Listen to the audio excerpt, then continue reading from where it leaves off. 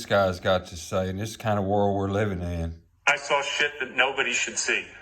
I didn't partake in things. It was just right in front of me, out in the open.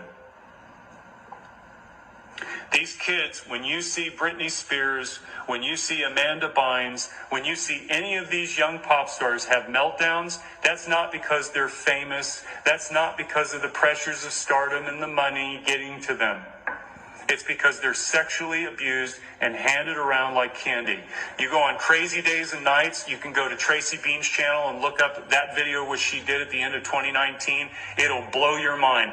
They have a pipeline of kids going from Haiti all the way to the Vatican on boats.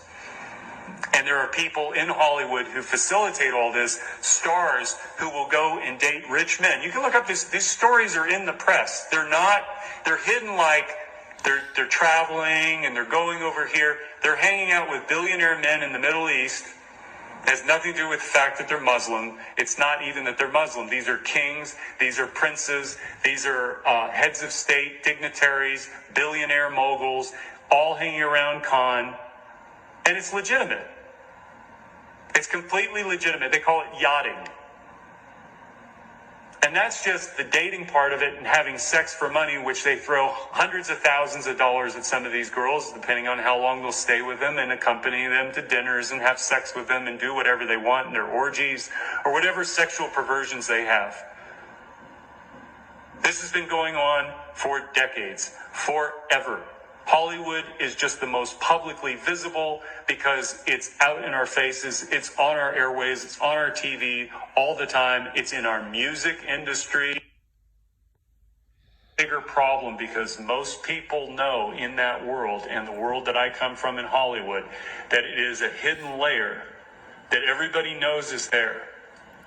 When the Me Too movement started, in 2017, I reached out to several of my female actress friends who were prominent in LA. You would know them by name. Many of them you would know by just their look, because you go, oh, that was her in that movie or that movie. And I said, well, what about the children?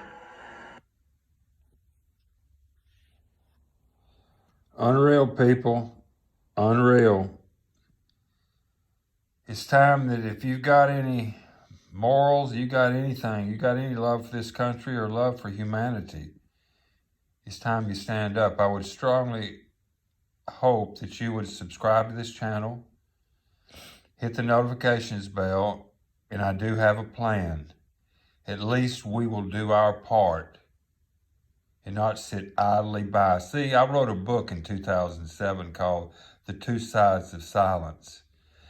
I believe that silence is where I gain my power in prayer and meditation. I also believe silence is treasonous by proxy. If you know that there's something that you could do to help save other people's lives or better their lives and sit idly by and do nothing, that is treason by proxy.